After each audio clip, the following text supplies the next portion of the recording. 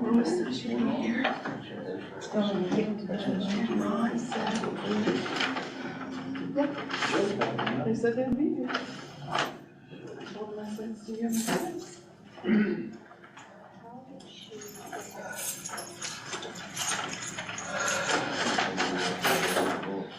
I told him, I said, we've got him going first.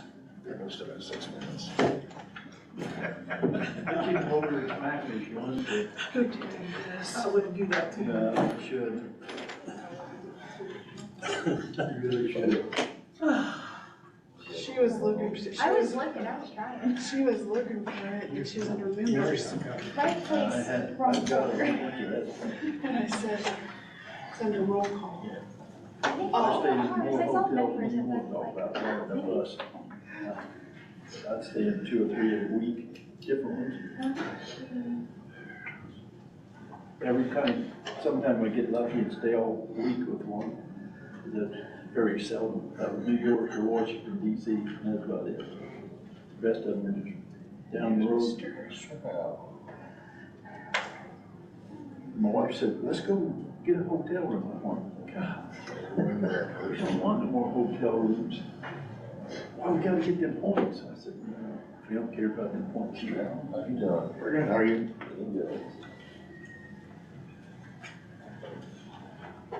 Mr. Howe, Hey, I'm here. well, wonders never cease.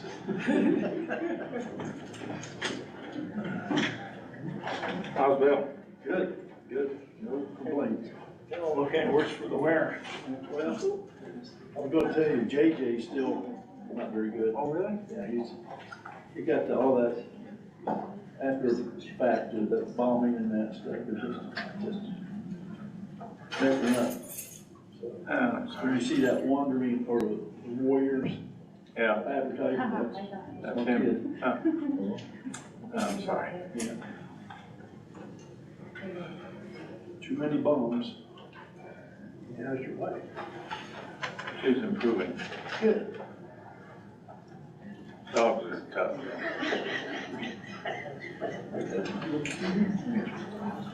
You do it place now. I am. Just see that little, but I'm scared. I'll hold it up. Well, you know, I couldn't get it to work. Do you wanna try that other one? My philosophy is, most people that die die dead. We kept raising it. So it's my thing. It's probably good for another way. Choice. Crazy. Yep. My wife doesn't understand why I get up so early. I just don't want to miss out. You see, I feel weird. How come you guys didn't get this thing? This is Michael the 15. I got it right now. Oh, I got it. Take it easy. You guys can't carry on? Yeah. We didn't want to do this. Like you need the day.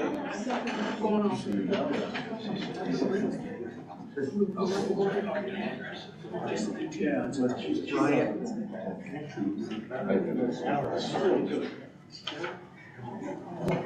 They were the first ones here. Okay. Which one is it? Ed, are we ready for the June 5th agenda?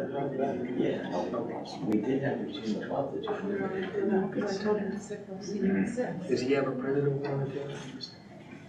That's a good I question. told him the time. Do you have the June 12th agenda on the table? I'm June 5th agenda. What? There's some on the June agendas. But then there's, I got packets. Yeah. I've got an actual packet. Or June 12th. For us? Mm-hmm. A copy of the. I don't have that. Huh? You want? Just a copy of last night? It's a continuation I of mean, it's last just in week's. Oh, okay. case Well, I somebody got couldn't June have 5th, theirs, so I but got June if anybody Yeah, doesn't they're have the one. same, just in case you guys forgot. The agenda or the packet?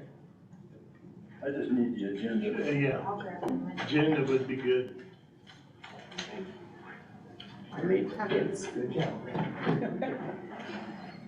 There we go. I didn't know we changed the agenda. I was kind of doing You want one? Like Lois wants one.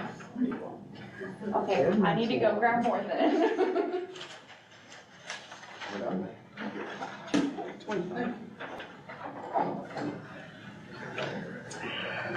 How many more do I need? 3? 3?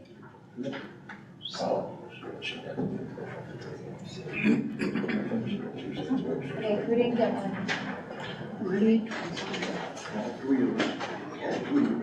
The 3 back here. Three Musketeers. There you go.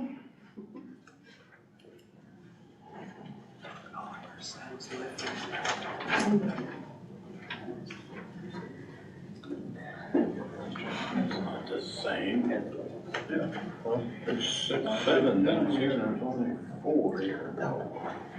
The packets are the same. Okay, you said you forgot the packet from last week. But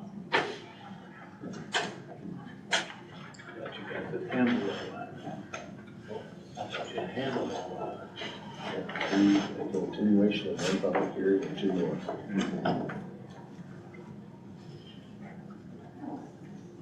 Take the day off, can't even get it done. You quit pointing fingers.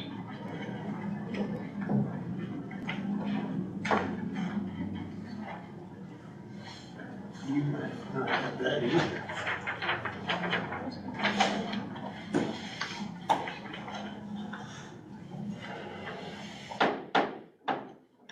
Good evening and welcome to the June 12th Board of Zoning Appeals meeting in Grant County. It's a continuation from the meeting of June the 5th. If you would all please rise and join me in the Pledge of Allegiance.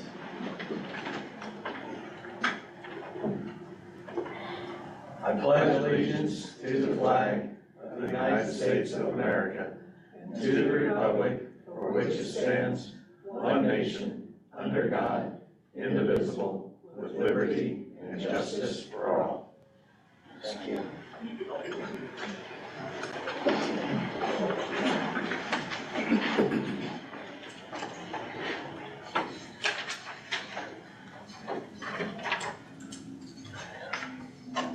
Okay, Brenda, would you give us a roll call for attendance? Atkins, Here? Howe, Here. Johnson, Here. Jones. Here. Long, Here. Pearson, Here. Hartman. Here. Thank you, we're all present.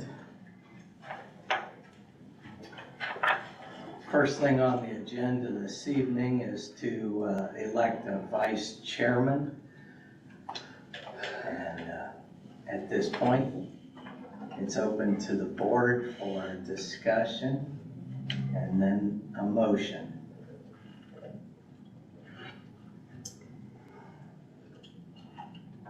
I'll make a motion to elect Bill Johnson. I decline. I decline that, but I will make a motion. I decline that, but I make a motion that we do Randy. Yeah, Brad. Randy. I'm gonna decline that, and I'm gonna make a motion that, I wanna nominate Lois. I believe the experience that Lois has on the BZA would make her the most qualified person for that position. I'll second that. We have a motion and a second.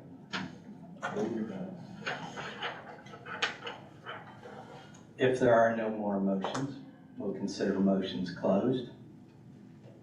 Is there any further discussion by the board? I do have one question before we vote. Is John from Jonesboro, Yes. your Jonesboro, your replacement for Rex? Yes. Okay. We haven't been introduced to John, I think, did we? Yeah, I believe we introduced John. For everybody? Yeah. Okay. Okay. Brenda, would you give us a roll call for the vote? Atkins, Yes. Howe, Yes. Johnson, Yes? Jones, Yes. Long, Yes. Pearson, Yes. Thank you. Congratulations. You're the new vice So long, chairman. Chip. Thank you for coming. Lucky girl. Yeah, here goes. Sooner or later, we're going to you. Not ready. Now, we have a continuation of petition 4.2.1, docket 03SP-23. We had completed the public hearing portion of the meeting, and we had closed that public hearing, and there was one registered complaint that they felt they did not have enough time on the opposition. And I reviewed the film, and I noticed that I had made a slight error in that we had had opposition discussion, and the three people came to the podium and spoke for the opposition, and then we answered a question as was brought up by the one man who spoke and asked about Dollar General. And then after we answered the question, I did not ask if there was anyone else who wanted to speak in opposition. So I posed that question to our attorney, if we've had a slight error in the meeting, and he said, I'll get back to you, which he did. And he said, what you can do, since they did not use all their time, you can award them some additional time for a summary where they can state in a few minutes what they would like to say. And to be fair, give the people in favor of the petition the same amount of time to do likewise. And so at this time, we're going to take any additional statements from people in opposition. And you can have 3 minutes if you would like to approach the podium and give us any additional points that you wanted to make. Oh, and one other thing. We need to, if you all approve, we need to suspend the rules, because our rules are the normal public hearing. So I ask a motion and a vote on that. I'll make a motion that we suspend it. I'll second. Would you give us a roll call, Brenda? Atkins, Yes. Howe, Yes. Johnson, Yes. Jones. Yes. Long, Yes. Pearson. Yes. Okay. Yes, sir. If you would, give us your name and you may begin. My name is Don Sutton. In March, I noticed a building permit issued to the Kingdom Event Center taped to the door on the building in question. So I inquired at the area plan office if it was zoned for an event center, and they admitted that it would need a zoning exemption. I questioned why was a permit issued. I was told they can work on it, but they can't open it until they change the zoning. I attended the April Board of Zoning Appeals meeting and expressed my concern. I conferred with the neighboring property owners and created an objection letter, which was signed by 11 neighbors. And I received a notification letter from Area Plan of a meeting for the BZA for May 1st. 2 days before the meeting, I received a phone call from the Area Plan Secretary telling me that the May 1st meeting was canceled. Next meeting to be June 5th. I attended the June 5th meeting, at which a vote was called for to approve the minutes of the May 1st meeting. 3 members of the board abstained from the vote. At the June 5th meeting, the Director of Area Plan Office stated that when our opposition letter was received, he called Mr. Young and said, "We have to talk." There is no winner here. We are all losers.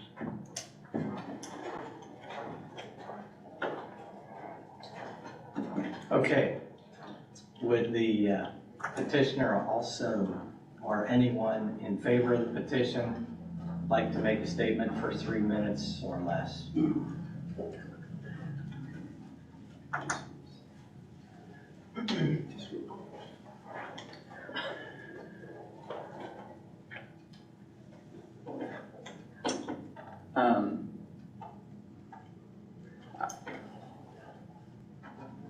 I think we've both laid out a case that's, I think we both spoke our piece, and to our neighbors, you know, I again apologize for the mistake we made on our part, and after this is done, would love to communicate about how we can try to help take care of some of the concerns that you have. The only thing I would say is, you know, I want to restate, the building it's a commercial building. It was built for commercial purposes. It's been a commercial building since the day that it was built. You know, the building could be used for a lot of different purposes, you know, and if it's not approved for what it's been designed to be used, it's going to be used in another way. The building's not going to sit empty. We're going to use it. And so I think it's a matter of, is it beneficial as an event center to the community? We're more than happy to work through, you know, concerns with neighbors and be a good neighbor. You know, but I think that when we look at just the use case of the building, I believe that the design that we've come up with fits it.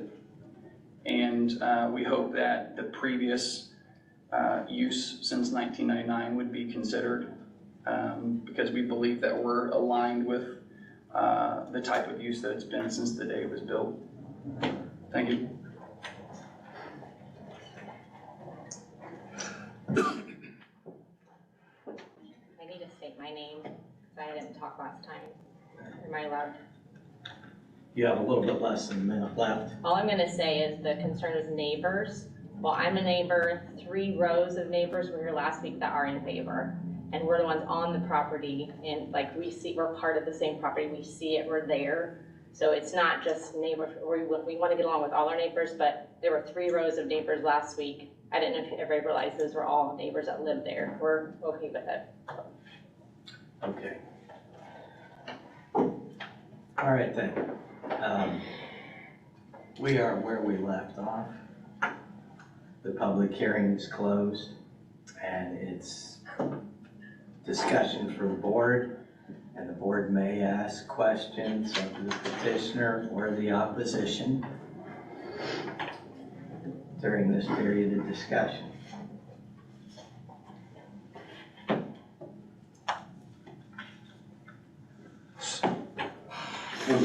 Yes.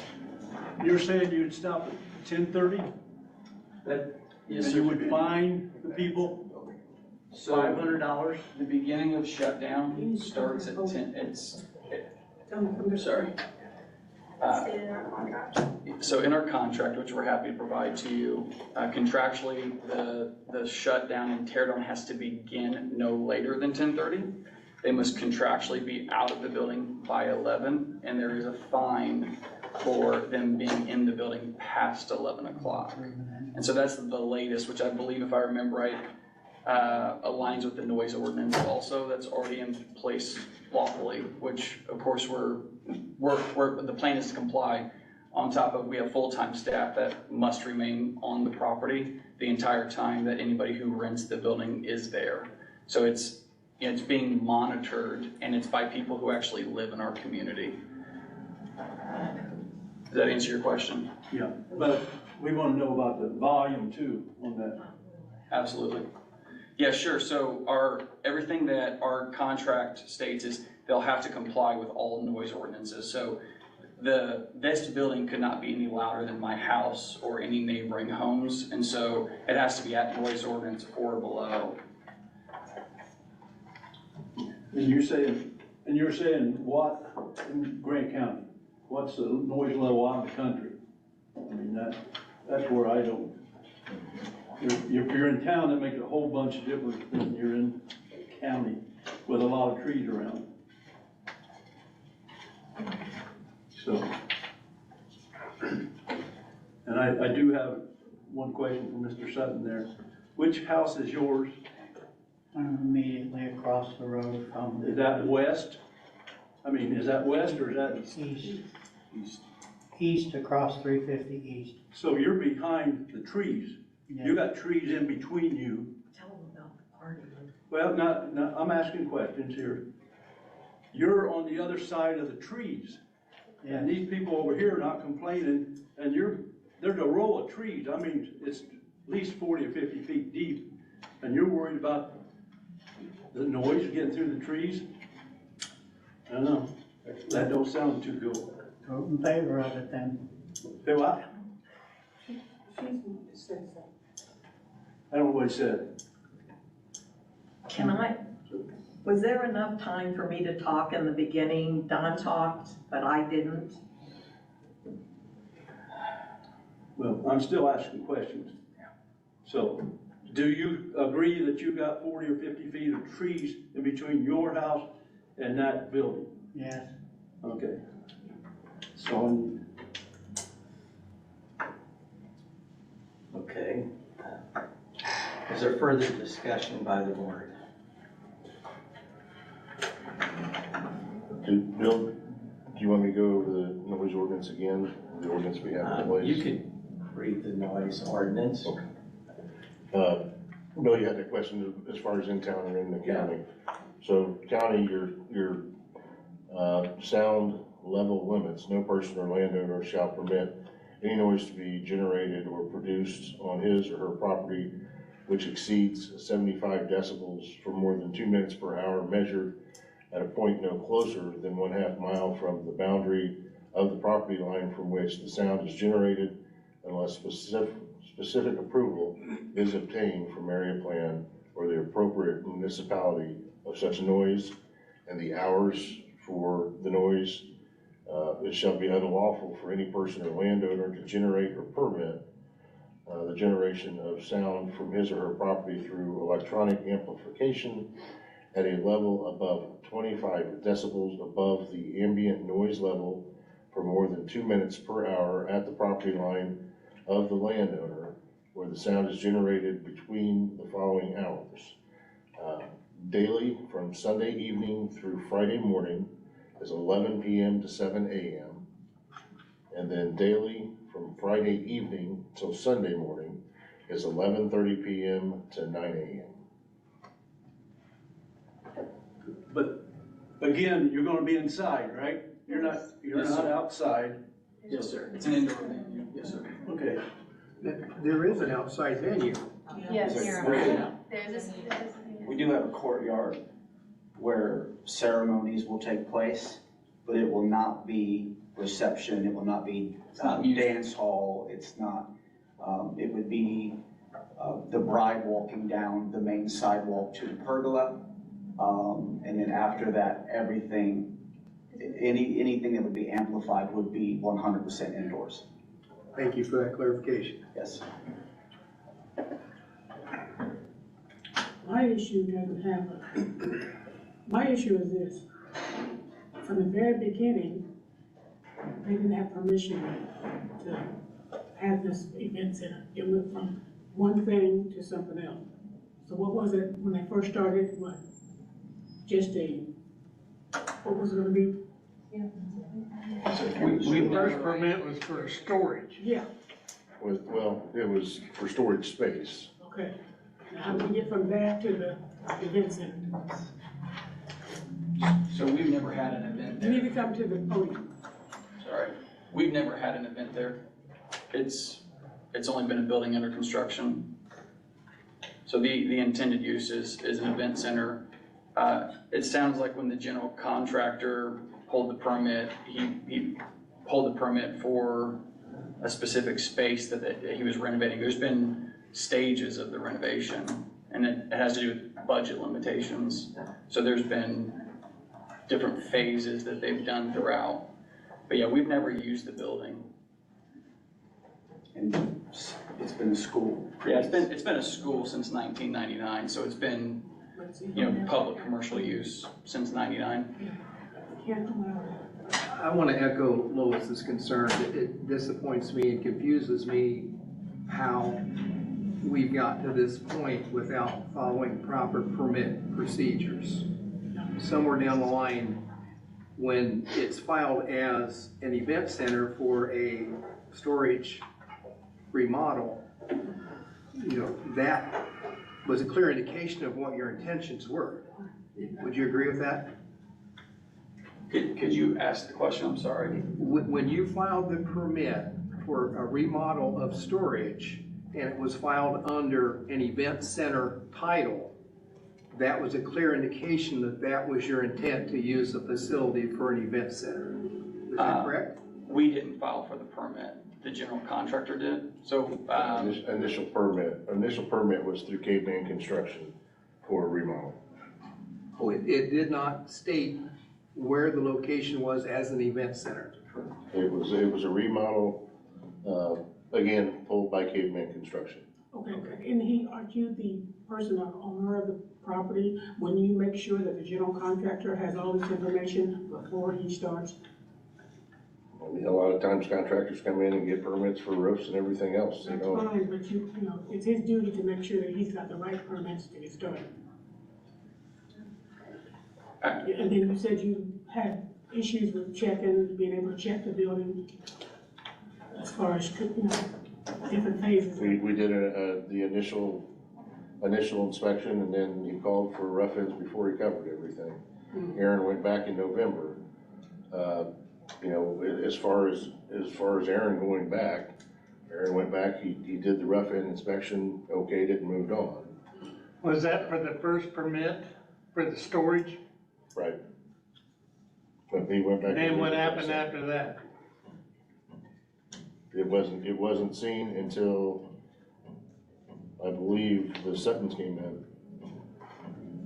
I beg your pardon? It wasn't seen again until the Suttons came in. So we were waiting on a call for a final, which is, For the storage? For the permit, right. So that's what we were waiting on. When we got there, obviously, a fence had been put up, a sign had been put up. Ryan, is there ever a past case of there being a fine or some sort of penalty associated with improper filing and following of permits? I would say no. Again, part of our existence, prior to when I became building inspector, my father was here. He spent most of the year doing inspections. I spent half the year coming in trying to get him caught up from things we hadn't seen in a year. Then he'd come back for summer, do summer inspections, and then I would come in and try to catch him back up within. I tried to make sure that everything was touched between 3 and 6 months out. So he knew when he came back, there was nothing out there that was older than 3 to 6 months that we hadn't seen yet. It's what Grant County has done for. When the policy of the permits, no.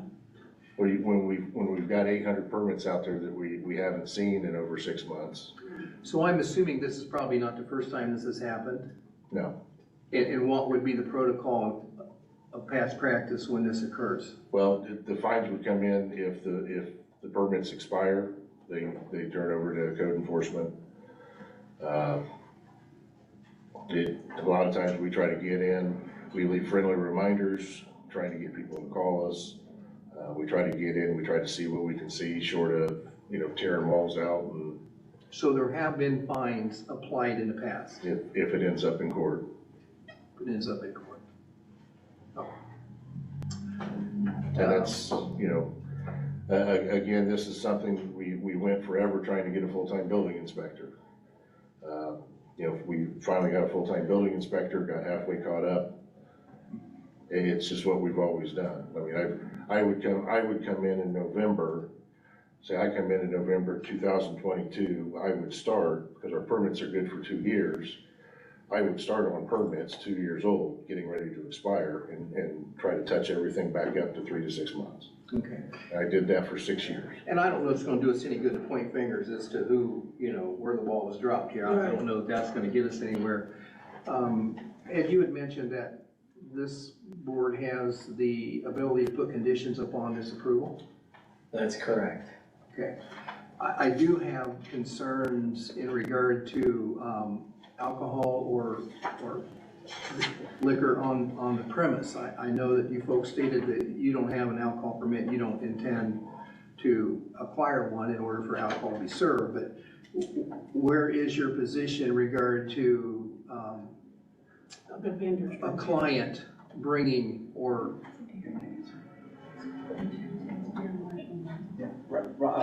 Right now in our contract, we are, and we've been in contact through Liz Wright with the state, and we're allowing them to apply for not a liquor license, a beer and wine license permit for 1 day. So it would be a single day beer and wine. They would have to have, again, we're not providing, we're not storing, we're not anything. They would have to have a licensed distributor, a licensed bartender, and they would have to have that permit displayed during, actually, we're requiring it, I believe 2 days before the event, because we want to make sure that they've taken every step. So in our contract, we're asking them to give us at least 2 days ahead of time to know they did the proper steps, they went through the state, they have the permit, and it must be displayed during their event, but it is only beer and wine. We will not allow hard liquor to be served. with your spiritual background, how do you justify that? So for me personally, most people thought we would carry a liquor license. We as a venue. Myself being a pastor, actually heavily involved in the recovery community, I don't know that I can put my convictions on everyone that's going to use the event center. So the way I viewed it was, if we don't store it, I'm not going to provide. If you came to my house, there's nothing in my home for me to provide for you. There are people that choose to drink beer and wine. I'm one of them. And that's your belief. That's phenomenal. I don't know that it's fair for me to put my belief system on you. If you wanted to rent my building, that's the way I look at it. You're renting my building. You're renting our building, and we are going to have on-staff people there. I don't know that I felt it was correct to put my belief system on everyone that will step into the building. That's how I did. So the way I guess I eased my conscience was the fact that we're not providing. I would never provide alcohol for any of my friends. I personally believe that nothing good comes from alcohol. I've seen it destroy a lot of people. I've never seen it help anyone. And so me personally, that's my stance. But if you were to rent our facility, I don't know that it's fair for me to be like, look, this is how I feel about it. I think you should feel the same way. So how do you handle, where would your liability stance be in regard to excessive drinking?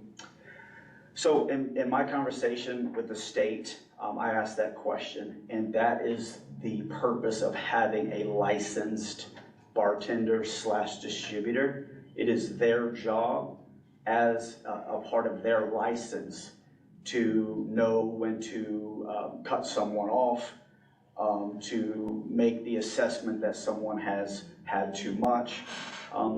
The other reason why we chose to only allow beer and wine is it does take quite a bit more consumption to get to a dangerous level. But we also trust, we have to trust, I'm not a licensed bartender. Honestly, I've never, outside of Charlie Brown Sewer Service, unclogging drains, I've never been in a bar in my life. So I can only speak so much to that. But I mean, that was what I was told by the state was that is part of their licensing, is for them to recognize and be able to see those types of situations. Does your But I insurance do- cover that? Yes, ma'am? You have insurance that covers? Can I? Yeah. I'd like to answer that. Yeah, so a few things. Yes, ma'am, we do. The general liability policy on the building is for general liability. I believe that policy is $1 million. I know it's at least $1 million. I believe we added an umbrella for a few million on top of that. we're serious enough about this matter also that a page and a half of our contract has to do with alcohol use, how it can and cannot be used, all the way down to our staff can cut people off, call the police, and kick people out of the building if we feel like that it's needed. So we take it seriously, and for both of us, we don't want our livelihood, our names to be jeopardized. And again, my children sleep next door to this building, so we take it very serious also. It's something that we feel like in moderation, it can be enjoyed and it's okay. Beyond moderation, we're not gonna tolerate it. My visit to this proposed facility, you said there was 150 parking spots there. It appears that most of that's under gravel at this time. Yes, sir. Is there intent to pave that at some point? Yeah, if profits allowed for it, it'd be great. Yeah, I mean, at the time, we've tapped. We've done everything we can do. It's a little difficult to organize parking on stone without lights. Yeah, so we have a parking crew of 2 to 3 people that will be parking people. And we did discuss the requirements for the handicap parking, what was required for that too. So that was my biggie as far as that needing to be met. Because they had the gravel there and the gravel on the other side too. Okay. I think I'm done. Okay, we just interviewed a new attorney. His name's David Glickfield. And during that process, he was asked about why zoning? Why do we have zoning? And he said zoning laws to protect people's rights to have their property and not have infringements on it. As far as somebody building a house right up on their property line or running a business next door. People invest money in their house. If they're in a residential area, they expect certain protections from the law on what happens in the properties around them. And I believe that's what zoning is for. We felt that was a good explanation given to him. So, something to consider. I know we also did talk about no alcohol at these events. It was mentioned in testimony the first time that it would not be served. And that kind of left a question with some of us, would there be alcohol there at all? And though maybe some of you weren't at the meeting, an APC meeting approximately a year ago was for a small rezone on a farm so that they could do events and run a store, which would also sell crafts and meat items because it was a cattle farm. In that discussion of what could be sold, the APC placed a limit on no alcohol. So that, that can be a part of their condition. They made that condition. Also, music inside the building will not be as loud outside the building. I think we all can understand that. Loud noise will go right through woods as well. So, especially when the leaves are not on. But those are things to consider. There was also in testimony a discussion about the 6 bright lights and the effect for the gentleman brought up who lived across the road. If this was to be approved, can there be a term, so to speak, that can be placed, just in order to get a feel for how it's actually going regarding the concerns that have been noted? That makes sense. That's an interesting point. In the past, when we felt there was some businesses that were starting up and we were giving them a special exception on it, we felt that this business might really outgrow the neighborhood, so to speak, as far as traffic, parking, square footage of the lot was on, and we asked them to come back in 5 years to be reapproved. So things, a condition like that can be written in when the motion is passed, and it can be a condition of approval. So.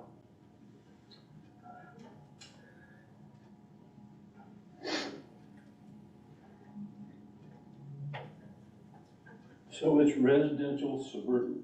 It is RS, residential suburban, requires a special exception. There are not a whole lot of businesses that can go in residential suburban, and there are quite a few, I guess, if you go through each one. Of what fits the building, what fits the neighborhood. I guess that's the question that's really before the board. And as Mr. Young said, and it does make sense, this building could be used for other things. And it will be used for something. The question before the board is this the right use? And do you approve it? And if you want to discuss conditions, we can discuss conditions at this time. But we do have state limits and laws. There are limits. We already went through that. Yes, there are limits, 75 decibels. That's, that's not real low. That's like a vacuum cleaner standing next to that. According to the Environmental Protection Agency, they recommend that you limit exposure to noise levels above 70 decibels. This is the recommended exposure level over a 24-hour period. That level and below would allow you to prevent hearing loss. Now, the question is, at what point does that harm your property?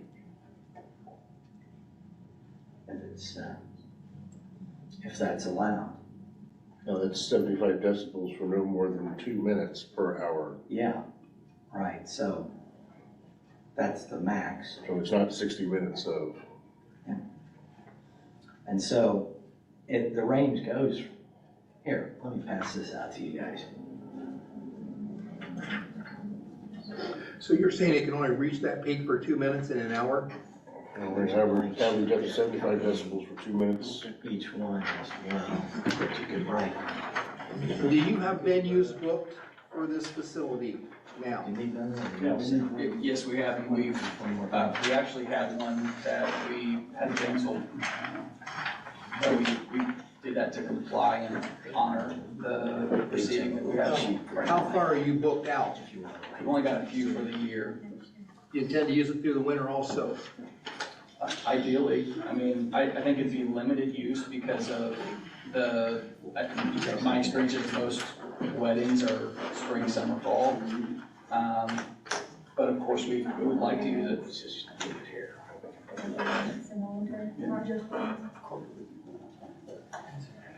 Yeah, and for clarification, it's not just a wedding venue. So, for example, say the realtor's monthly meeting could easily be held here. It could be a quinceañera, it could be a family reunion.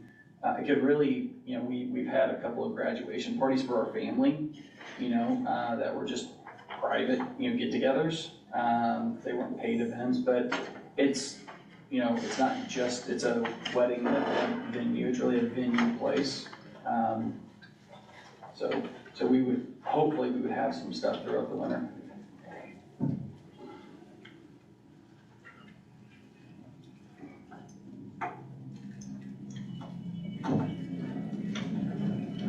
I guess I shouldn't say it, but I'm going to.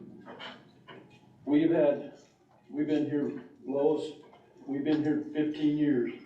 And how many times have we had to say, okay, you did it already, you gotta okay it. That's how many times? I mean, Yes.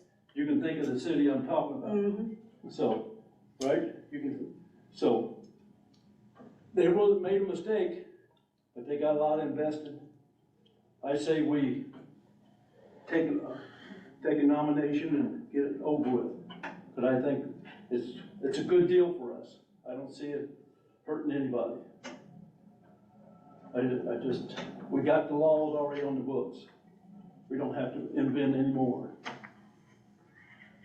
But the idea of just taking, letting these people do what they want to do as, without the permits, just let them have free reign of this is what bothers me, the fact that you're not, the permits on time when you needed them, and the fact that there were no notifications to let these people know.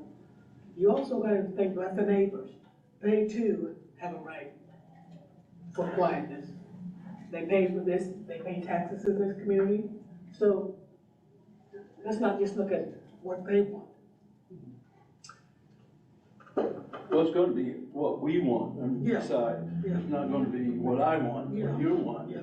We're gonna decide here. Yeah. There's gotta be limits on it. Yeah. I say, we can put stipulations on a spatial exception. Yeah. Not a problem with me. But I just think we're gonna go around and around and around, because I can name 5 right off the back of my head, the people already did it and we had to approve it. So that's not a big deal here. They don't, and there's a law against that. And that's what we need to stop, that How do you stop it? don't approve. We don't have enough people. Ryan's already said he hasn't got enough people, so how do you stop it? You don't have enough people, and we got 40,000 people here wanting to do something. So I, just to disqualify it because they went ahead and spent $500,000 makes no sense to me. Would you consider a time limit just to come back for a review, or just? Well, we've done that too, but I'm not sure if he's ever went back and got 5 years, even though we put it down there. They don't have time. First I've So- ever heard of it. Yeah, we've done it. Yeah, we've put it on house trailers and that. Yeah, but I guess if there were complaints out there by the neighbors, they would sure let us know. oh yeah, I'm positive of that. I just to add, I have walked the building as far as the final goes. The building itself looks great. Just a small list of some under sink protections, grab bars in a couple of bathrooms. As far as their fire suppression and smoke detectors and all of that looks great. So they've got a couple of things to correct, and we'll be ready for a certificate of occupancy on the building side of it. So that you guys are aware. I think we have to also remember, we're not required to approve it just because somebody went ahead. I understand that. We have been rather generous on that in the past, I'll admit. Be the first to admit that.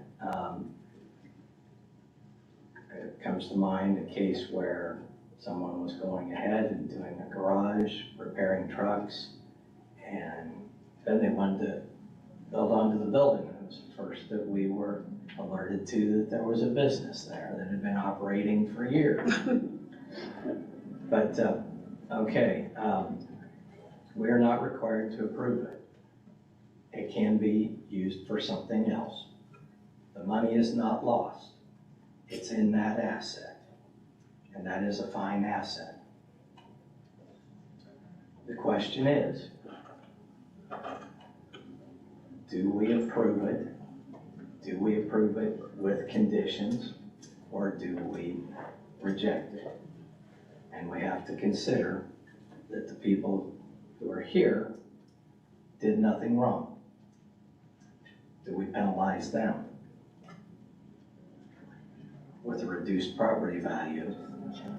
Because some people may not want to live across the street from an event center, not knowing how it'll be run. If it'll be quiet or not. So these are things you have to weigh in this decision.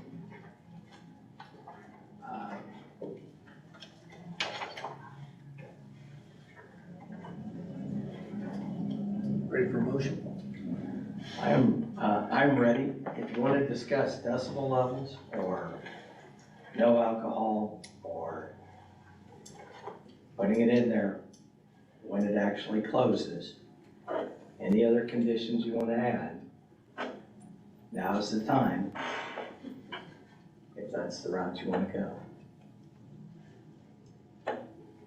I'm in support of tying a time limit for review or whatever the proper terminology is, whether that be a year, 2 years, 3 years, whatever that is.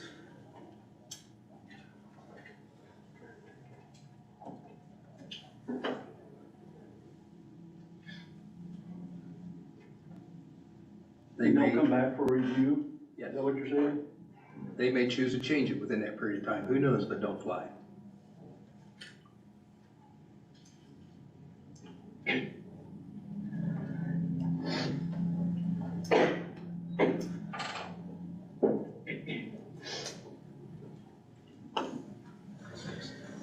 And the board may have to track that, just considering. I know I've been here about 5 years. I know that we put some conditions on a little more than 4 years ago on a couple properties. We would have to look back and find those if we wanted to review, But some of those are based on if the property owner grew the business. changed hands, Once it And changes that- hands, it's out. then it's out. Right.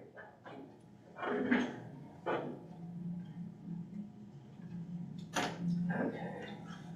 What about the alcohol? What about the alcohol use? I'm very concerned about that because even though they saying that they're not gonna provide it and whoever is there, they'll have their bartender or whoever. When you leave there, beer, wine are just as effective and as far as an accident as hard liquor, if you've had enough of it. And the level that the state uses to arrest for drunken driving is pretty low. Yeah. Well, sadly enough, without having some form of liquor, it'll kill at least 50% of the business that they'll have, if not more. That's the reality. That's reality.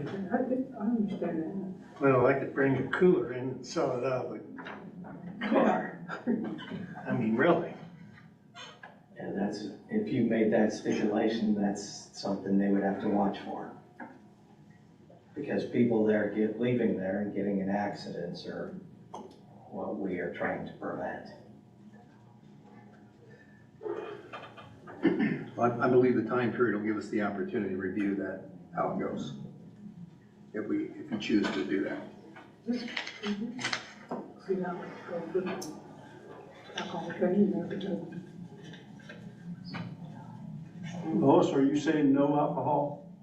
Well, I'm like, Randy, with that review, we'll let them, have a bartender or whatever, but then we'll monitor that in, say, what, a year or so and see how it goes. And then if they've had a good, record of not having people drunk or tearing up somebody's yard or whatever, then, it's okay. But if it's not, and the review comes back that, this place has just really went from, good to terrible, then there's something to be said about that. So, and like you said, it's part of the venue because most of the people, that's how they're gonna make their money. And so we've gotta look into that too. We're not getting any. We won't make any money from the alcohol sales. Okay, not you, but the people that come to it, they're expecting to be able to sit and socialize and, that way, but not be, terribly outrageous. So I think, the alcohol would be okay, but like you said, we would keep it monitored. So within a year, we can say, it's been a good year, or did we make a mistake and say, this was okay to do that. We want to give them a chance because they are a business, But wouldn't the state follow that? If they're given the permit for 2 days or 1 day, would the state follow that too? Or are they too busy to follow? If they're selling beer and wine, then the state give them the license, and they do the law, and they don't hear nothing, they're not gonna check on it. But if they hear something going on, wouldn't the state check them? They're the ones that issued the license for 2 days. The state will check if they're in violation of any law, as far Well, as. that's what I'm saying. Yeah. But The state would know yeah, right away. The state's not gonna come in just because these guys got alcohol there or whatever. They'll come in if it's a serious, really serious where they've had,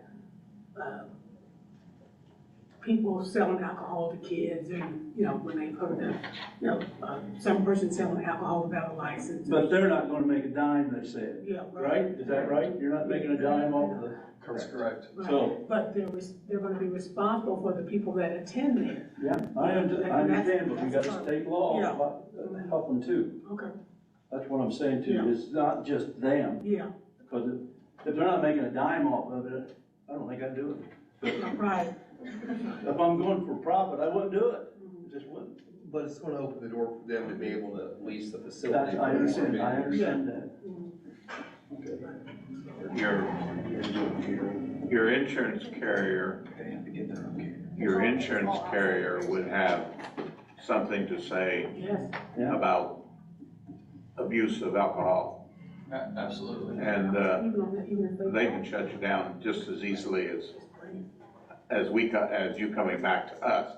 They could easily non-renew us. I mean, for me, I'm with you all in that abuse of alcohol is a huge liability. And so that's why we have full-time monitors and we have so much dialogue in our contract about it. It has to be closely monitored. And so, I mean, I'm personally not gonna lose my livelihood over somebody acting stupid. Yeah. So I'm next door, Pastor Todd's next door, and we have full-time staff on site to monitor that. And as long with the state and the licensed bartender. So, yeah, You would there's have folks. excise monitoring the liquor end of it, you'd also have local health department monitoring any food catering that they're bringing in. They're not gonna provide food either, so, I mean, that would end up being a permit through local. That'd be catered in. Yep. Right. So Dean would be there also. And it's gonna spur the local economy in that way also with food.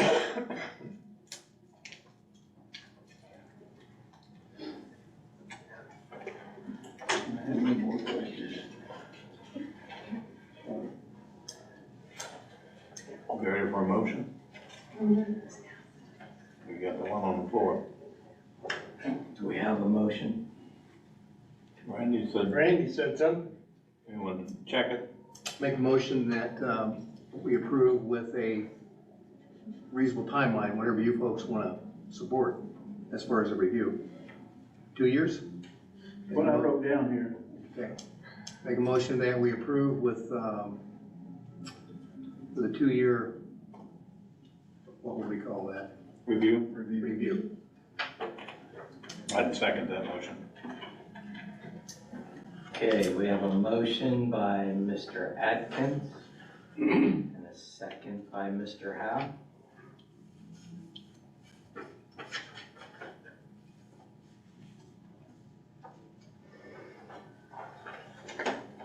Okay, and that is with a time review of 2 years. Shouldn't we put, if it changes hands, this special exception goes away? All bets are off then anyway, aren't they? That is Can we do that? that is That's law. Who enforces that? Yeah, that's what I'm saying. I don't know. Who would enforce that, Ryan, in the event that they would sell and the people would come in with the understanding that they can pick right up with it and run? And, again, it's happened out there where we've walked in and who are you guys? That's what I'm saying. Area plan I would think be, that's in the. I mean, that would be they gave me 6 more employees, Yeah. It's in somewhere in the. but area Yeah, plan I would be, understand it's law. if it's If it's a new by shoot, law, it would drop, it would be us having to then they catch have it. to reapply for it. Yeah, so you may have an assessor's office, well, yeah, there would be licensing and stuff that would have to be applied for that should raise that flag. Because this is already a type of an event center, and so for you to go ahead, you've got to reapply for what's going on. And so if someone else came in, I'm trying to think of what would trigger red flags, but, I mean, assessor's office, sign changes, I mean, there should be something out there that lets us know. Yeah, health department. It is something that we would have to notice, Yeah, because, Now, I mean, things have happened, like the meat market in Fairmount changed hands, and kind of went under the radar for a very short period of time. I know we got a motion in a second. If, in the event that this didn't work for these folks and they chose to use that facility for another usage, would they be back in here? Is this approval only apply to the requested use of the property now? Yes. so if they pick something else, if they pick something that was allowed by right, they wouldn't have to come back in. But if they chose to do something that was, again, allowed by special exception, they would have to come in for a new special exception. I brought that question up for you guys. Thank you.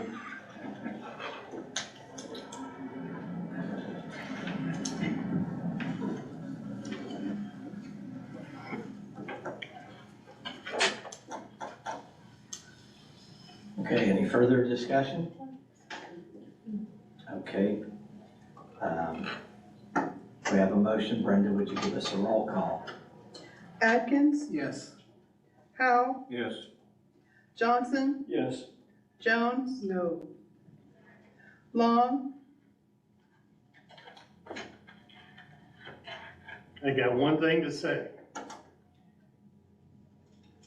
Negligence on your part doesn't make it an emergency for us. right. And you being a contractor yourself, you should have known this.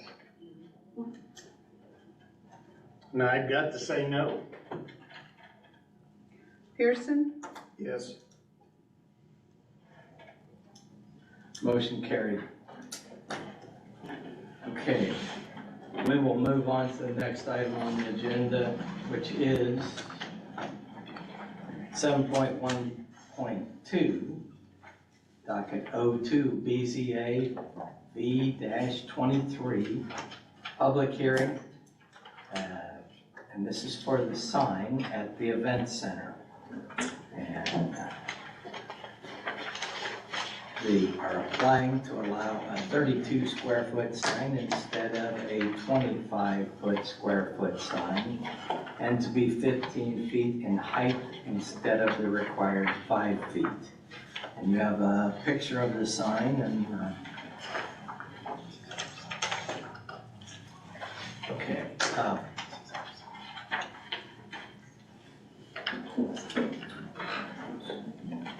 Mr. Young, do you have anything to add to this request for the sign? If you would, please come to the podium and give us your reason for this sign and the Yes, size sir. of it. Sure. A few things. As we discussed, there's a berm and it's heavily wooded down the road, and it's quite difficult to see. We actually have requested from the neighbor to be able to, at our expense, even trim back some trees and bushes from the road, because as you're passing through, if you're not looking for the sign, you can't see it. So that was one of the reasons that we felt elevating it slightly and a slight increase in size would be helpful, so people could notice it and not pass it. Down that road, it is 100% just tree and bush cover, and we're limited just due to the neighbor to the south of us not allowing, for us to trim.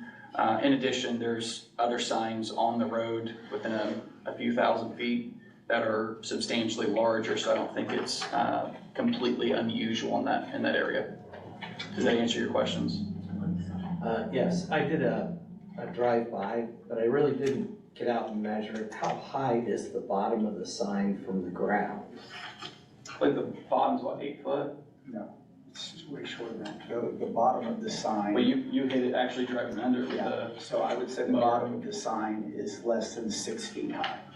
And the top is it's 4 foot tall, it's an 8x4 sheet of 8x4, plywood. so it's about 10-foot posts.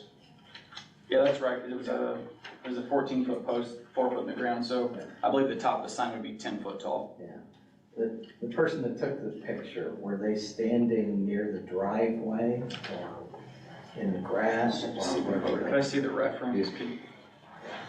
We took pictures and put them with the permit, and forgot to put them with the driveway. That's the driveway? Yes, sir. We forgot to put them with the packets, we would put them with the permit. It kind of appears that you can see under it and down the road if you're in a regular car. If you're sitting up higher, maybe not. Did anyone actually pull up by the sign and see if it obstructs your view? I know it's kind of hard to see those, but I would go along with the trees and the shrubs. Yeah, it depends on what direction you're coming from. Is that going to be an LED sign? No, it looks like it's not lit. It's not lit. It's a sheet of plywood with a laminate, a piece of aluminum laminate, and then like a vinyl cover on it. But It's you said not lit. there wasn't a lot of light on that road, so that's why I asked that question. That's true. What we talked about is maybe put like a small solar light out there just to point at the sign, but right now there's no electric out there, so we're pretty limited.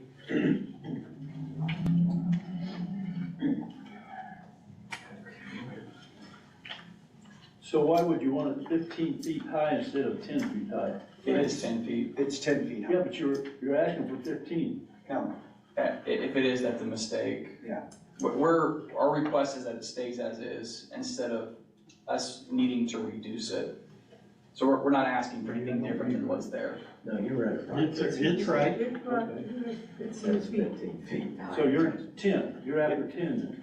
Yes, sir. It, just for it to stay as is, so it's probably a mathematical error or a measuring error.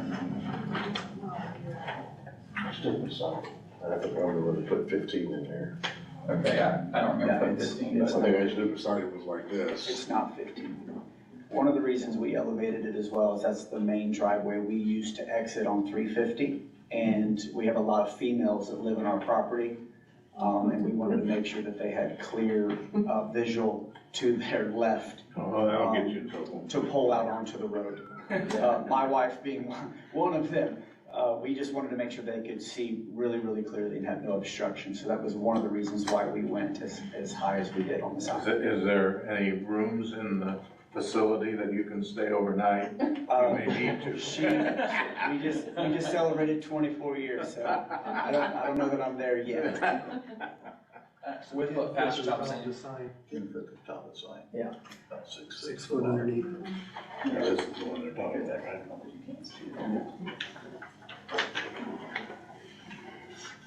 Oh. Is this the forever sign? You could easily want to easily change too. Is this the forever sign? I'm sorry. The forever sign you're trying to have, and not, let's say in the future, go to LED? Correct. Yes, it's a permanent sign. Yeah, I would say if we ever want anything different, we would obviously apply for a change. As of now, we have no intent of changing that sign. Power out there, so they'd have to run power to get to it. Anything other than a dark sign. Okay, but your power come out there, the LED comes into play, and there goes the light, and there's people that across the street, that's not gonna light. Right. Okay, is there any opposition to this petition for a sign exception? Okay, hearing none, I'll close the public hearing and we'll move to board discussion. Is there any board discussion of this proposal? If the sign was ever to be lit, Ryan, would they be required to come back and get an approval for that? No. So they're talking about doing like a solar on there. Is that, I mean, with digital or your LED. changeables and stuff like that, we'd have to look and see if it's even allowed in an RS. So I mean, some of it will depend. So would they be required to the existing physical size of this sign now, if they were to replace it? Let's say they wanted to replace the face of this sign, would they be required to the dimensions of this sign that we're approving tonight, or not? They would not have to come back if they're not making it bigger, Okay, if we've already approved this size. within this physical limits of size? If they decide to go digital, or, then that would be, we'd have to get into the land use and see if that type of sign is allowed in RS. Okay, I believe digital is allowed in RS, but it would come back here for a special exception. okay. Have a contract for it until you come back.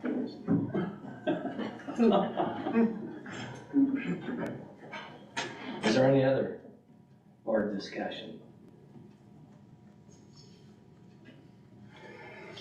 Do we have a motion? I wouldn't make a motion that the sign be approved as established. The 10-foot. Yes. 10 foot, yeah, change that. I'll second that. Okay, Mr. Howell made the motion to approve the sign, 10 foot and 32 square foot instead of 25. Mr. Atkins seconded the motion. Is there any further discussion on the motion? Okay, Brenda, would you give us a roll call? Atkins, Yes. Howell, Yes. Johnson, Yes. Jones, Yes. Long, Yes. Pearson, Yes. Motion passed. You have your exception granted. Okay. And at this time, we'll move on to the next public hearing, which is 7.2.1, docket 03 BZA B-23, name's Troy Freeman at 607 DeVoe Drive, Sweetser. Would you take a stand, please? Thank you. And please sign in.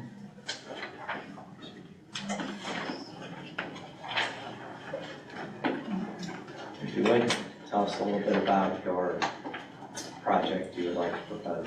Yep, good evening, members of the board. My name is Troy Freeman. I reside at 607 DeVoe Drive, Sweetser, Indiana. That is the property under consideration for this request. 20 years ago, my wife and I purchased 2 lots, each with 100 foot of frontage to build our house. So we have a total of 200 feet. So in order to build anything right now, you have to stay within 10% of your total frontage aside from your property line, so that would put us at 20 feet. The rest of the homes in the area are all built on single lots, which is 100 square or 100 foot of frontage. So the homes are currently built within 10 feet of the property line. So I would just like to come before the board and request a variance to be able to change from the 20 feet to the 10 feet, consistent with the rest of the buildings in the area.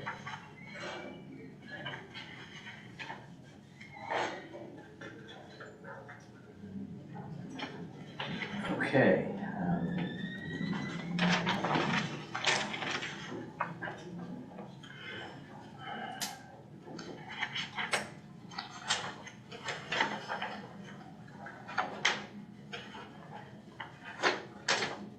Does the board have any questions for this proposal?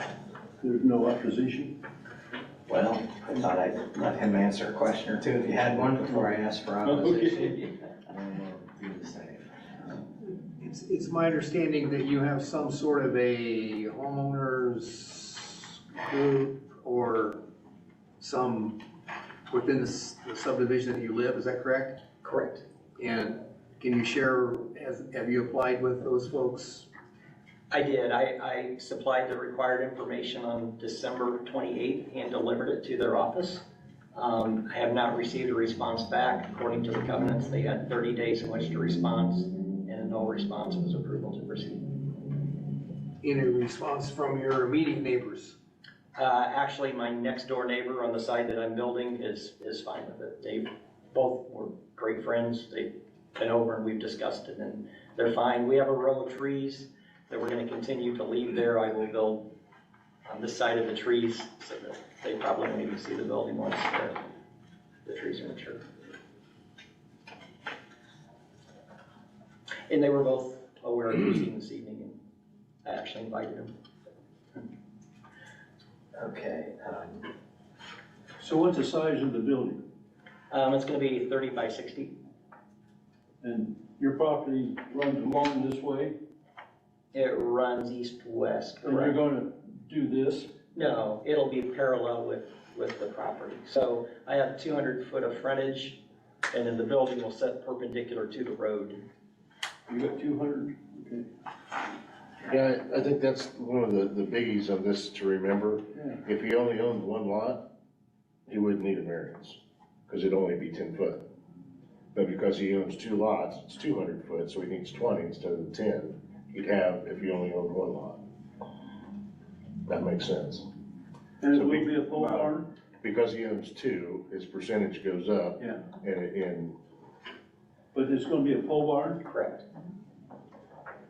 Are the lots deeded separately?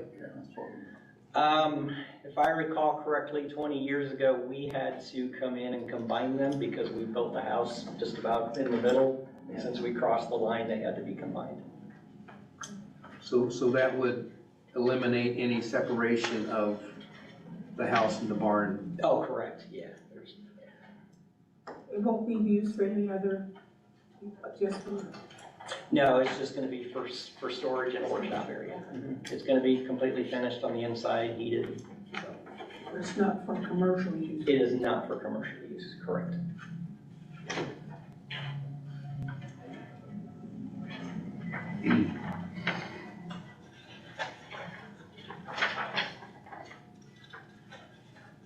Do you have to take out any trees at all? No, if I can scooch it over and get closer to the line, I will not be taking out any trees. 'Cause I looked at it and I thought, we gotta move that tree. that's the reason he wants 10 foot, is to Yeah, try okay. to save the sycamore. I understood. I didn't know how wide that was, looking at it. You can kind of tell from my property, I love trees.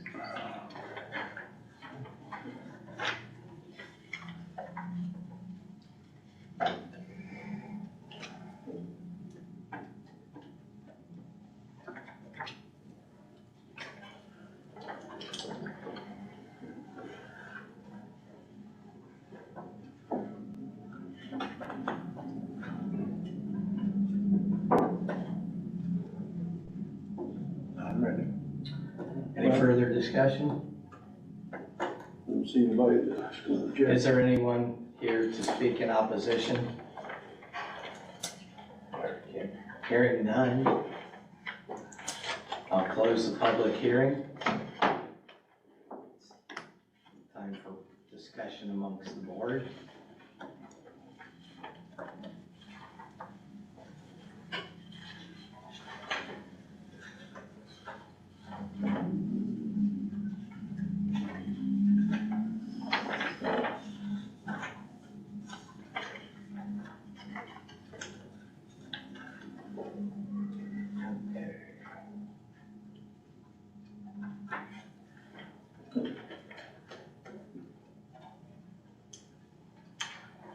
Hearing no discussion, would anyone like to make a motion?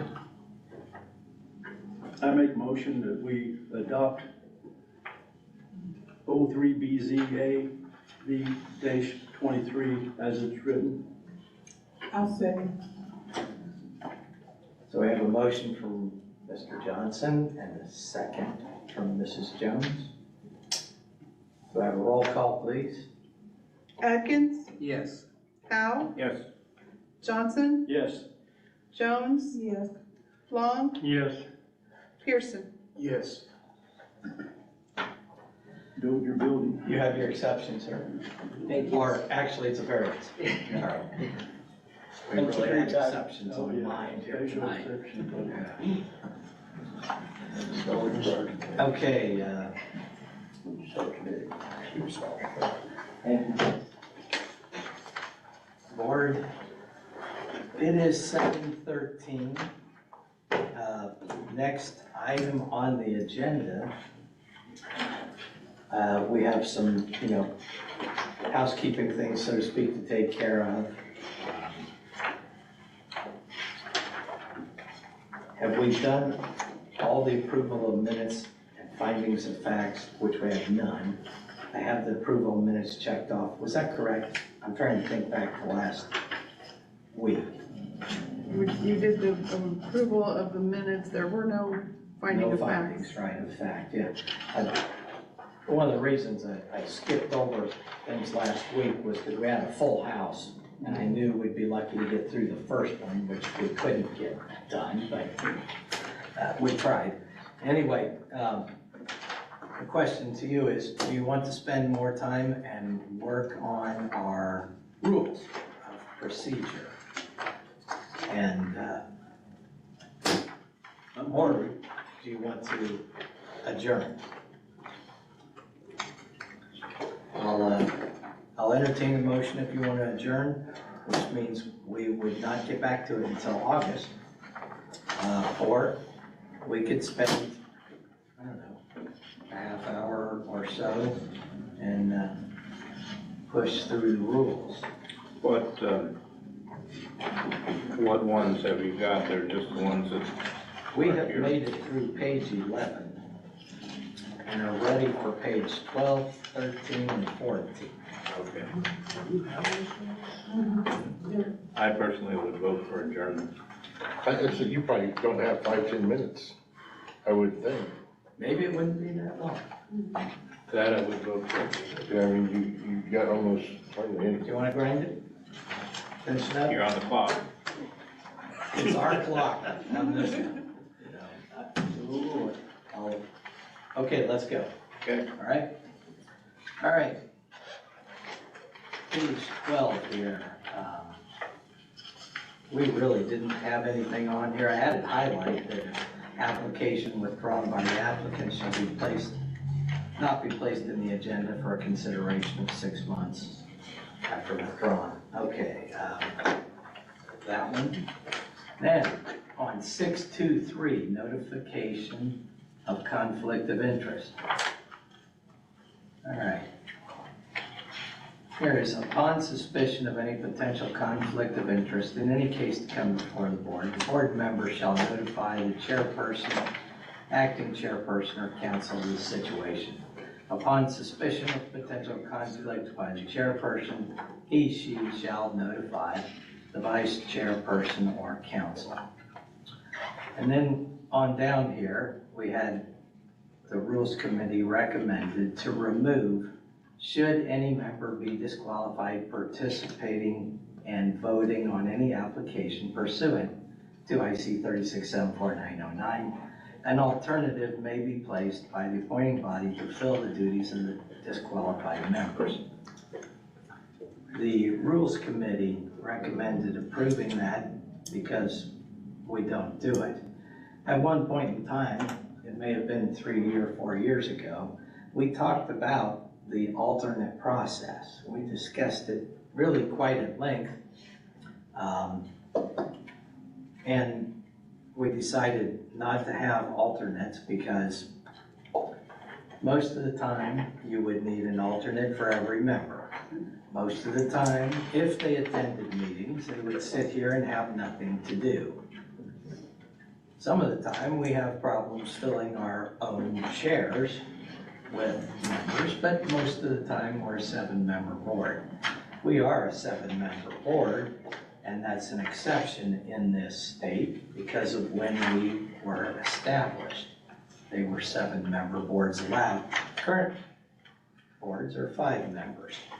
So we do have a little more people to carry forth with a meeting if 1 or 2 are absent. And it's kind of hard to get a very qualified, trained member, and they have to come from the appointing authority, which there's several appointing authorities involved here. So The board at that time said no to alternate members. Didn't do anything about the rules.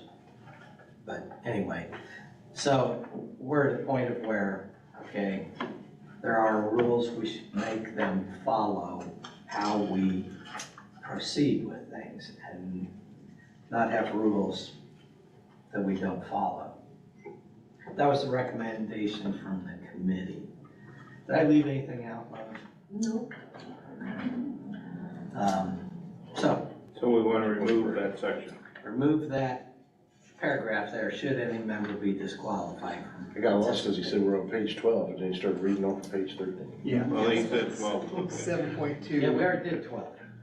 I mean, that was the first thing I talked about, was 12. You gotta be quick. Now we're on 13. Didn't click, it wasn't that much. Okay, so we are on 13. In red is what was proposed to be removed. Need a motion? Yes, if there's no further discussion. Nope. We'll look for a motion. Make a motion that that section be removed. Second. With alternate? All in favor, say aye.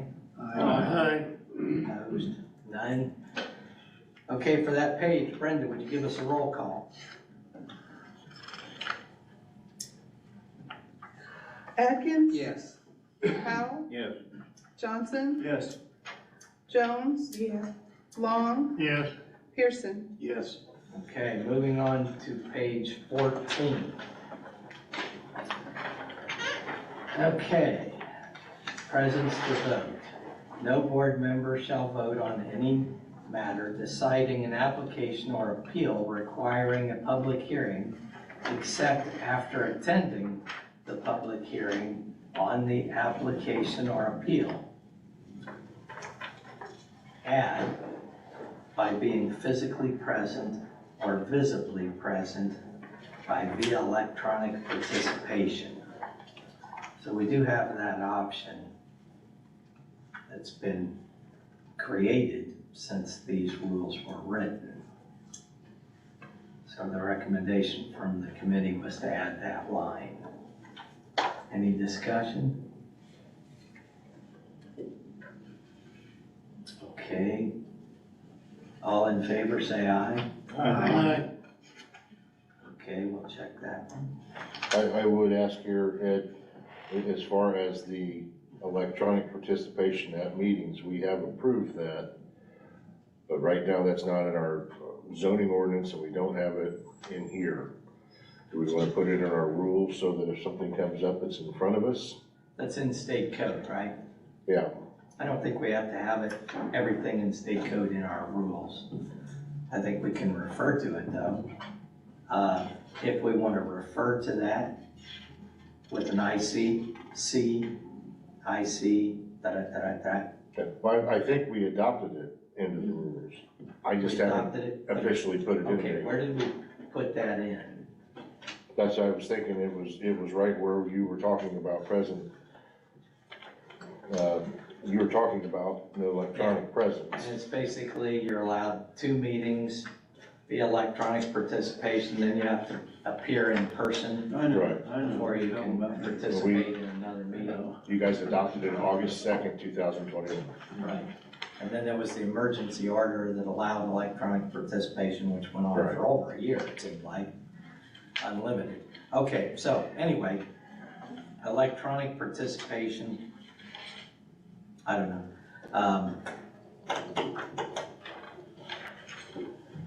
And that would fall in the same year? Yes, that would, that's a kind of a rolling process. You have 2 meetings that you can be on there by electronic, and then you have to attend a meeting. Or you can listen, but you can't vote. Your vote Yeah. doesn't count. Your vote, you can't vote, right. Because it's an open meeting, anybody can listen. And, okay, those are the rules. It's also in the open door law, I think, as well. I don't have it right in front of me, that we could add it. But,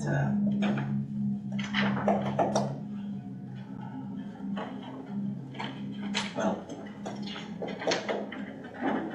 let's make it a separate. Let's make it a separate paragraph, because it is, you know, it's a little bit lengthy, the explanation of it. Right. But, let's mark it as, something to consider when we've got it in front of us. You happen to have it with you, you could read it. Yeah, it's, just over a page long. Yeah, that's what I remember. Yeah. I think that's one of the reasons, you know, That it's just state law, and we would consider it, but not put it in our rules. Anyway, do we have a motion, or do we have a motion to step forward with this one? Now you're gonna separate it? Yeah, I think we'll separate it. 7.6. Yeah, we would have to put it in here as, you know, a separate, and since we don't have it in front of it, we'd have to look at it and decide that we want to do that. So I think at this point, we can go with what we have written here, and then we can talk about adding it next time, or at a future meeting, when we've got it In front of us. in front of In us, in text.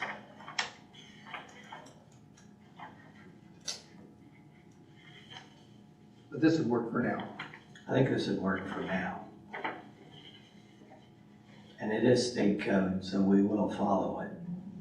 Should you cite the IC code? It's just one of those that comes up when it's, were you here 3 meetings or 2? What did it say? What did it, you know?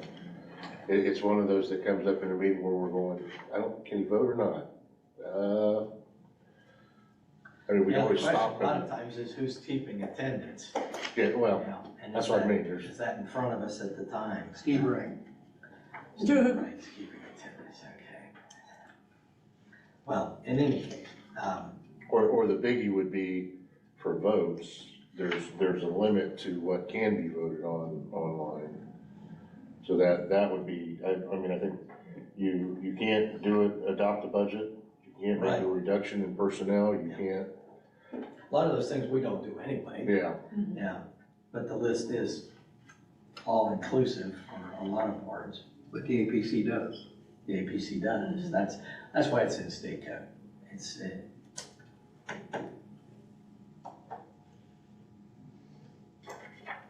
Just a thought. I think yeah, we could for now. You got the code number? I see. Just cite the code number. It is, I see 5-14-1.5 to 3.5.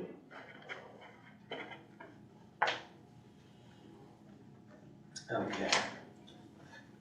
And that is electronic participation in meetings. Yep.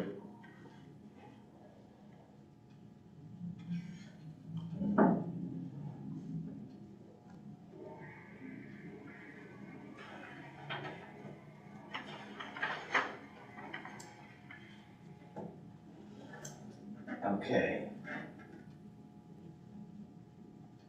Well, would anyone like to make a motion of inserting that IC code for electronic participation at meetings, that we would refer to that?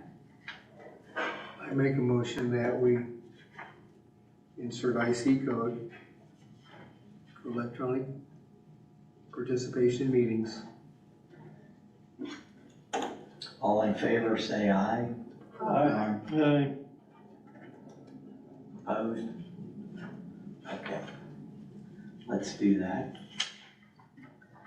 All right, moving on to 771. about the APC office shall poll members.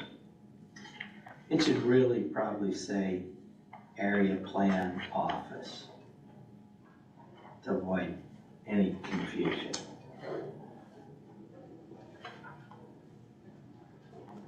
I'll write that in.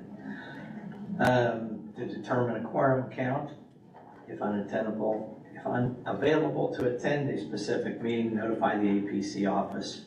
Again, just AP office, no later than 2 p.m. the day of the meeting.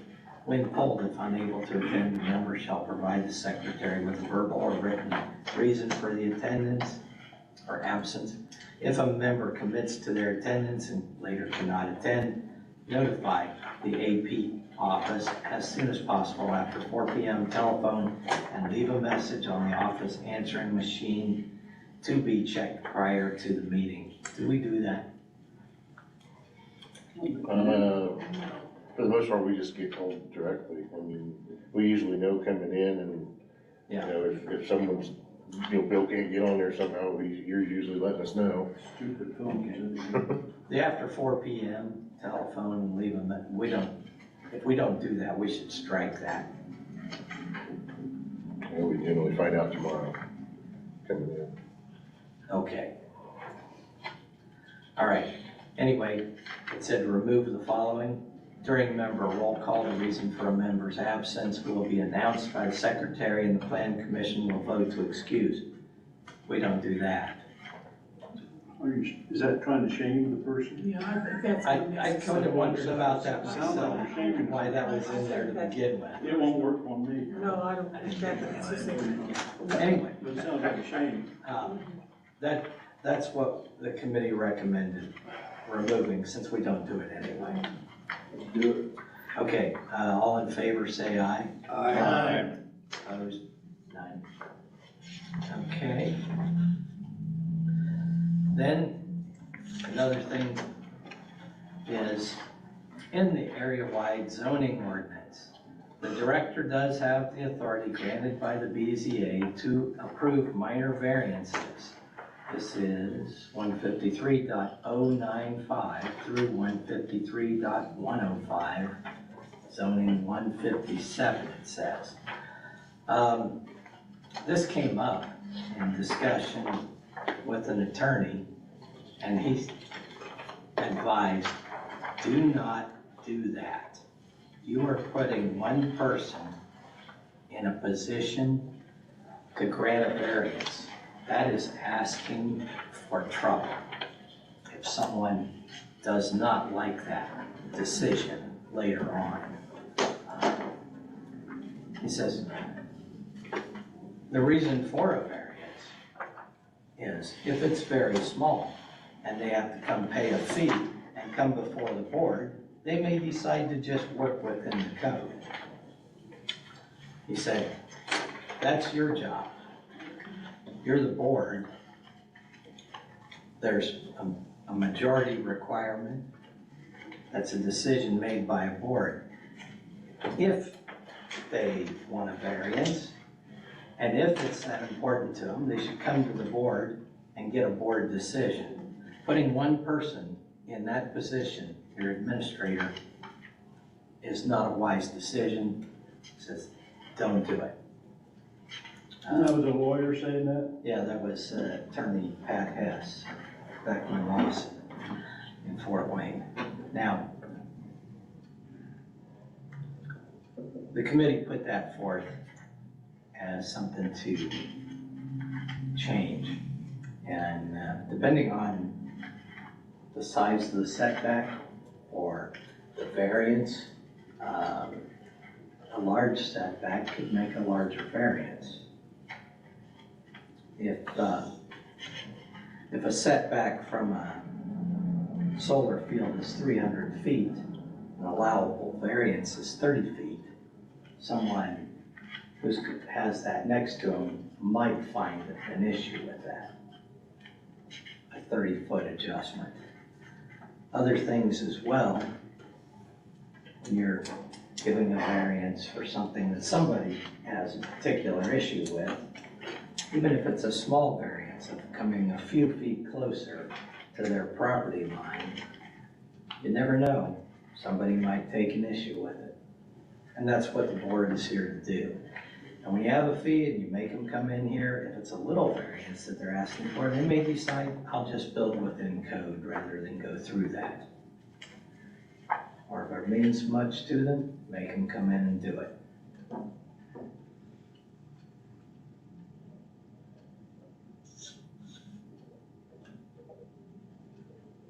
Is there any discussion on that?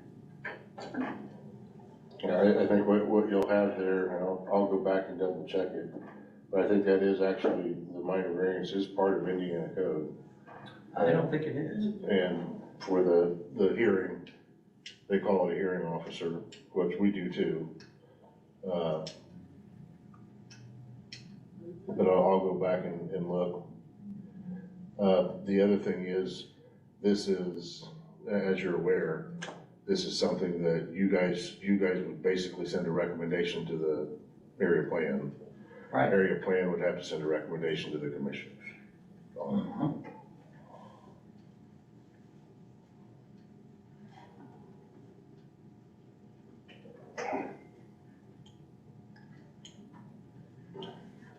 You don't like that son, do you? I gotta stay at that.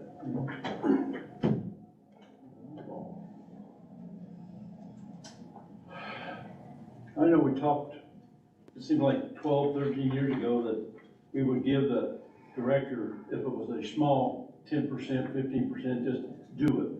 I don't know if you remember that, Lois? Yeah. We said, 10, don't bring nothing to it, 10 or 15. That was our choice. Just approve it in the office. Yeah, just improve it. So maybe we were way out of line there too.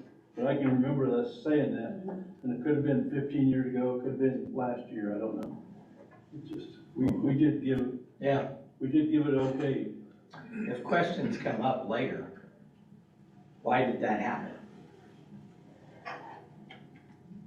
How do you justify it? Good board. One man decided. Yeah. Well, he doesn't like me.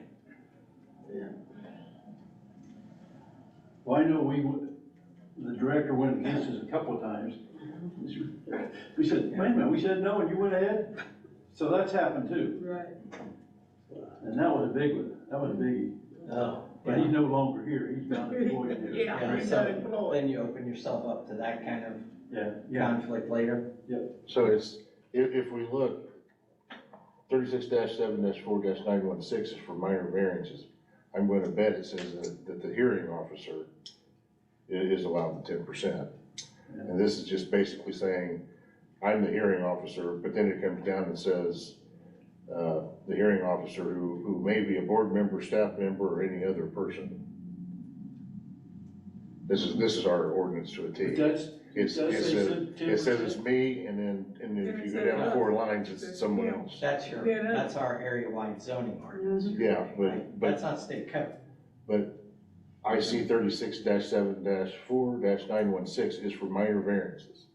Yeah, that's what I thought. I thought we discussed that a long time And ago. I think that's, again, I will look, but I believe that's, because it talked hearing officers, C 36-7-4-923.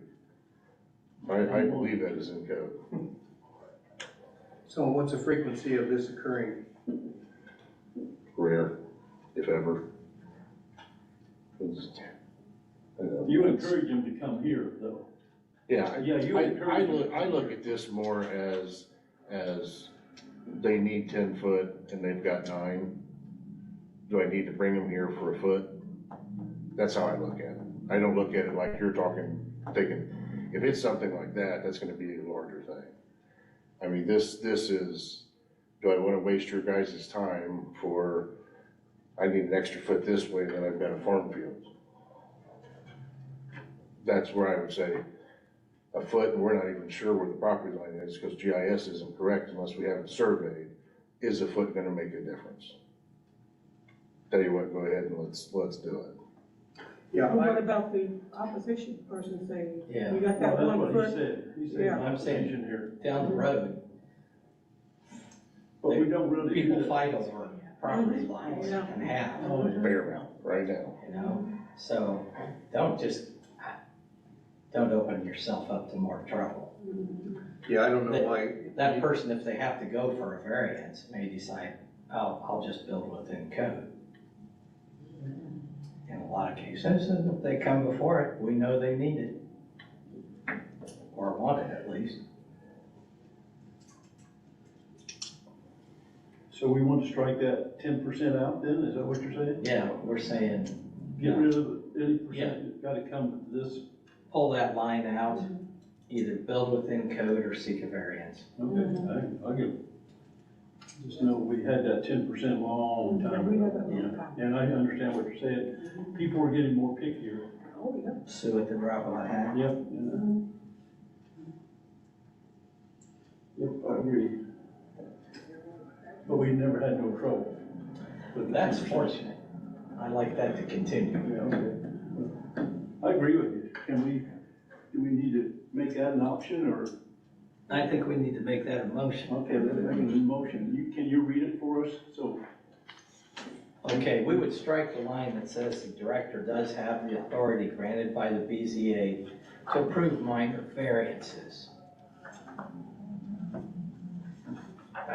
That's what I see here in the area-wide zoning ordinance. Now, additional language that you're looking at should probably also be removed.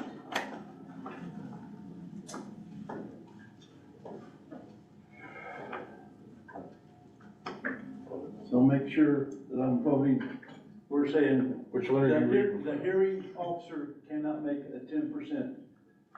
We have to bring it here Yeah. or stay in code. Yeah. Okay, Variances cannot be granted by the office, All right. but only by the board. all right. You wanna make that a motion? I want to make that a motion. I want to say. Okay, would you give us a roll call vote, please, Brendan? Are you 153.104? Is that where you're at? Well, I was looking at text amendment to area-wide zoning ordinance for BZA. 153, above it is County Board of Zoning Appeals. Okay. And so, I'm in the actual ordinance. Are you on my worksheet? is this, yeah, this looks like, yeah, recommended text amendment to area-wide zoning ordinance. It's on the page right before that. So those are the things that we're gonna go in front of the APC for approval. Okay, and then this was somewhere, this was on the next, on the page right before it.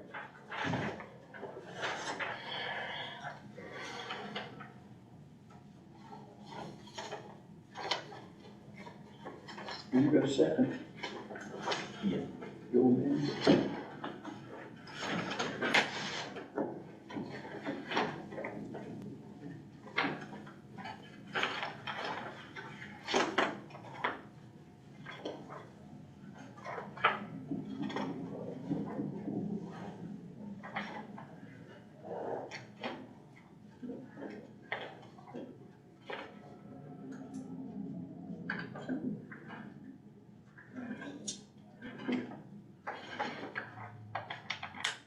Okay, well, we will clean up that language later in there.